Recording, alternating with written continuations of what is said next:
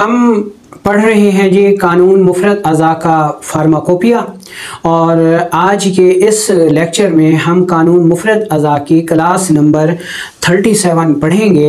इसमें हम पढ़ेंगे मुलय्यन दवा के बारे में कि आसाबी गुदी, यानी सबसे पहले तो हम ये देख लेंगे कि मुलय्यन दवा कौन सी होती है। उसके बाद हम ये पढ़ेंगे कि आसाबी गुदी मुलय्यन दवा जो है, आसाबी गुदी मुलय्यन दवा किन अज्जा पर मुश्तमिल है, ये कैसे बनती है, इसमें क्या तरतीब रखी जाती है। तो ये सिलसिला हमने अतिबा इकराम के लिए शुरू किया है। अवामुन नास से गुजारिश है कि उनके मतलब की ये सीरीज़ नहीं है, क्योंकि जब तक आपने पूरी तिब नहीं पढ़ी होगी तो आप दवा को बनाने की कोशिश ना करें। अस्सलामु अलैकुम वरहमतुल्लाहि वबरकातुहू। मैं हूँ आपका मेज़बान हकीम लियाकत अली खिची और आप देख रहे हैं हमारा यूट्यूब चैनल हर्बल वर्ल्ड, और मौजू है हमारा जी आसाबी गुदी मुलय्यन। तो सबसे पहले मुलय्यन की तारीफ़ सुन लें कि मुलय्यन कौन सी दवा होती है। देखें दोस्तों, हम ये कहते हैं कि कानून मुफरद अज़ा में एक बेहतरीन फार्माकोपिया जो दिया गया है, उसकी सबसे ख़ास बात यह है कि उसमें एक तरतीब है, उसमें एक कायदा है, उसमें एक कानून है। ठीक है जी। अच्छा, कानून मुफरद अज़ा में मुलय्यन दवा की तारीफ़ करने से पहले हम जो मुरवजा तिब है, आयुर्वेदिक हो गई, तिब यूनानी हो गई, हत्ता के एलोपैथिक हो गई, इसमें जो मुलय्यन दवा की तारीफ़ की जाती है जी कि मुलय्यन दवा एक ऐसी दवा होती है जो कि कब्ज़ को दूर करती है, जबकि कानून मुफरद अज़ा मुलय्यन दवा को इन मानों में हरगिज़ नहीं लेता। तो कानून मुफरद अज़ा फिर मुलय्यन दवा की तारीफ़ क्या करता है? कानून मुफरद अज़ा ये कहता है, उस्ताद साबिर मुल्तानी साहिब रहमतुल्लाह अलैह मुलय्यन दवा के बारे में ये फरमाते हैं कि मुलय्यन दवा एक ऐसी दवा होती है जो जिस्म में या किसी उज़्व में या किसी सेल में मौजूद मवाद को आहिस्ता से खारिज करती है। ठीक है जी। अच्छा, बहुत सारे लोग इसमें गलतफहमी का शिकार हो जाते हैं जी कि ये भी तो वही बात हुई कि जो मवाद को खारिज कर रही है तो वो मुलय्यन दवा ही हुई, और वो कब्ज़ की दूर करती है तो वो भी वही बात हो गई। नहीं मेरे भाई, ऐसा हरगिज़ नहीं है। ठीक है जी। क्यों ऐसा नहीं है? कि आपको मुलय्यनात जो हैं वो कीमियावी तहरीक में भी मिलेंगे, और यही मुलय्यनात आपको मशीनी तहरीक में भी मिलेंगे। अब फ़र्ज़ करें कि हम कहें जी कि जो मुलय्यन दवा होती है वो तो मवाद को खारिज करती है, कब्ज़ को दूर करने वाली होती है। तो फिर जब हम कहते हैं जी कि कीमियाई तहरीक में भी मुलय्यन दवा होती है, तो कीमियाई तहरीक की तो तारीफ़ ही ये होती है कि कीमियाई तहरीक वो तहरीक होती है जो कि खिल्त को पैदा भी करती है या खून से अलग करती है और अपने अंदर रोकती है। अब आसाबी गुदी मुलय्यन जब हम इस्तेमाल करवाएंगे तो इसका तो काम है जी अखराज करना, जबकि दूसरी तरफ जब हम इसकी तारीफ़ देख रहे हैं तो इसकी तारीफ़ ये है कि ये तो मवाद को खारिज करने वाली है। एक तरफ कीमियावी तहरीक मवाद को रोकने वाली है, और दूसरी तरफ कीमियाई तहरीक यानी मुलय्यन वो मवाद को खारिज करने वाली है। तो ये दोनों तारीफ़ें आपस में मिलती नहीं हैं। तो जान लें कि कानून मुफरद अज़ा में मुलय्यन दवा को कब्ज़ के मानों में हरगिज़ नहीं लिया जाता। ठीक है। बाज़ दफ़ा जब मुआलिज किसी मरीज़ को मुलय्यन दवा इस्तेमाल कराता है तो आप उसकी हिस्ट्री लें तो उसको कब्ज़ कभी नहीं होती, बाज़ मरीज़ों को तो कब्ज़ होती नहीं है। ठीक है जी। तो कानून मुफरद अज़ा मुलय्यन को कब्ज़ के दाफ़े के लिए उन मानों में नहीं लेता जो कि बाकी तिबें उसमें लेती हैं। तो मुलय्यन दवा की तारीफ़ ये हो गई कि मुलय्यन दवा एक ऐसी दवा होती है जो किसी जिस्म में, किसी उज़्व में, किसी सेल में मौजूद मवाद को आसानी के साथ खारिज करती है। ठीक है जी। अच्छा, मुलय्यन दवा की तारीफ़ का इल्म हो गया, तो अब हम देखते हैं जी कि मुलय्यन दवा के अज्जा क्या हैं। दोस्तों, हमने मुहर्रिक आसाबी गुदी के अज्जा पढ़े थे जी कि सुहागा बरियाँ 7 तोले और मुलट्ठी पाउडर 7 तोले। इसको रगड़ कर मिला लें, ये मुहर्रिक आसाबी गुदी दवा बन गई। इसकी मिकदार खुराक 1 ग्राम से 6 ग्राम तक हो गई। अब इसी मुहर्रिक शदीद में अगर हम मुहर्रिक दवा में अगर हम आधा तोला जो है वो शीर मदार मिला देंगे तो यही दवा हमारी मुहर्रिक शदीद असाबी गुद्दी बन जाएगी। ठीक है जी। अब अगर इसमें हम 4 तोले रेवंद चीनी मिला लें तो यही दवा हमारी असाबी गुद्दी मुलय्यन बन जाएगी। देखें जी कैसी तरतीब है।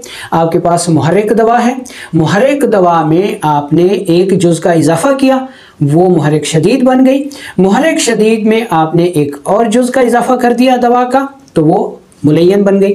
अच्छा, अब मज़े की बात यह है कि जो मुलय्यन दवा होगी इसको अगर आप कम मिकदार में इस्तेमाल करेंगे, यानी मुलय्यन दवा की मुलय्यन असाबी गुद्दी दवा की जो मिकदार खुराक होगी वो 1 रत्ती से 1 ग्राम तक है।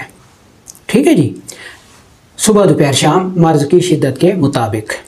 अब अगर असाबी गुद्दी मुलय्यन दवा को आप इसकी मिकदार से ज़्यादा इस्तेमाल करते हैं तो ये मुसहिल भी बन जाएगी।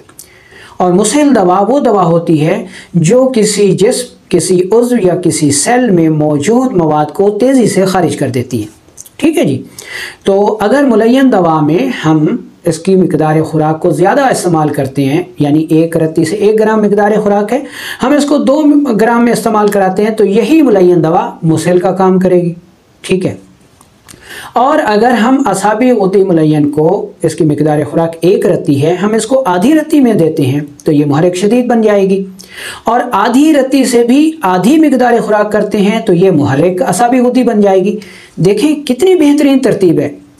और ऐसी तरतीब आप तिब के किसी फार्माकोपिया में दिखा दें, ठीक है जी, कि वो इतने अथेंटिक, बासूल और एक ज़ाब्ते के तहत अगर उसमें कोई अद्विया साजी हो तो आप ले आएँ, हम कानून मुफरद अज़ा को छोड़ के उसी को अपना लेंगे। ठीक है जी। तो ये एक बेहतरीन जो है तरतीब रखी गई है। अच्छा, अब देखें जी कि आसाबी गुद्दी अद्वियात जो हैं, सबसे पहले तो देखें कि वो इस्तेमाल कब होती हैं। आसाबी गुद्दी अद्वियात उस वक्त इस्तेमाल होती हैं जब जिस्म में गुदद, जिगर व गुदद सुकड़ गए हों।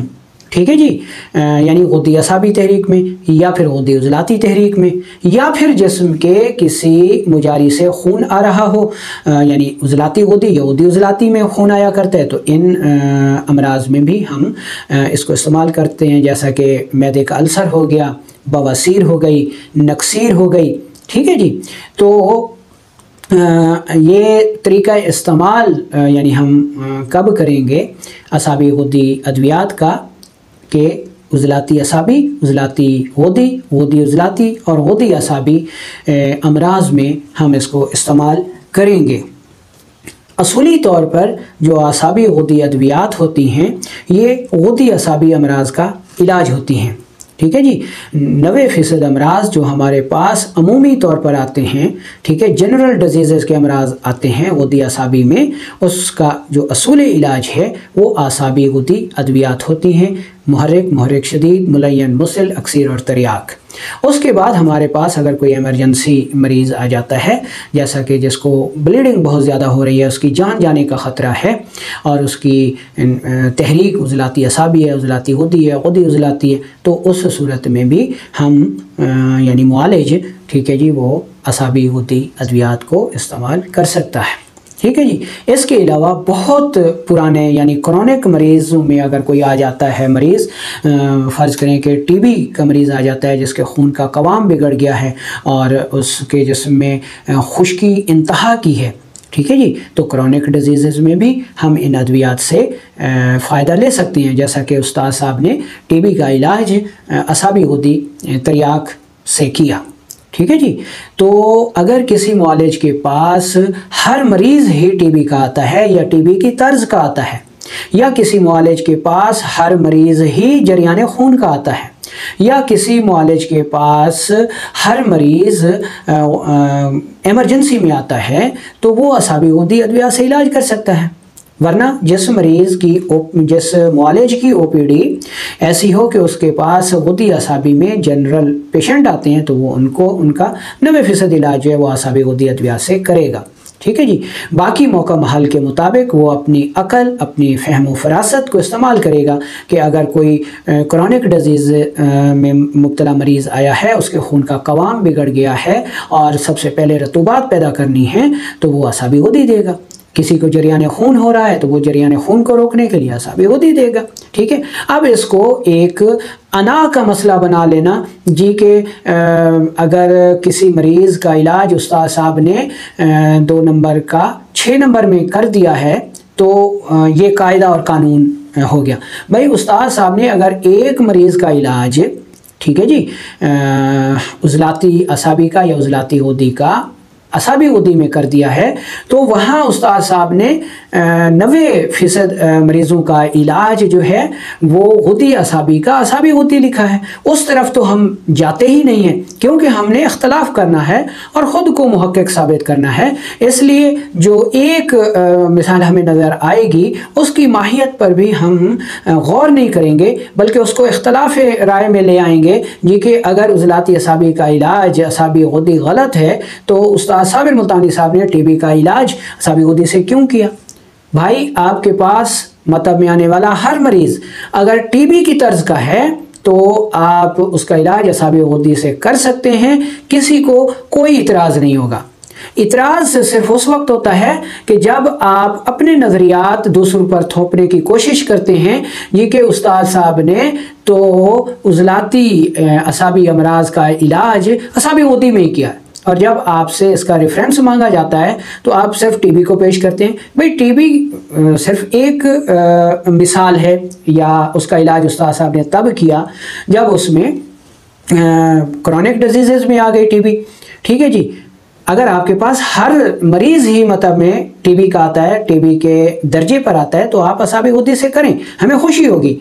लेकिन जब आप ये कहेंगे जी कि उस्ताद साहब ने सिर्फ और सिर्फ उज़लाती असाबी अमराज का इलाज ही असाबी गुदी से किया है, तो हम आपको ऐसा नहीं करने देंगे। हम आपसे इसका हवाला तलब करेंगे। हम जो है उस्ताद साहब की तहकीकात में आपको डाका नहीं डालने देंगे, नए अतिबा कराम को गुमराह नहीं करने देंगे, बल्कि आपको भी चाहिए कि आप उस्ताद साहब की कुतुब को जो है एक मयार बनाएं, उस तहकीकात में से हवाला जात दिखाएं ताकि किसी को इतराज़ ही ना हो।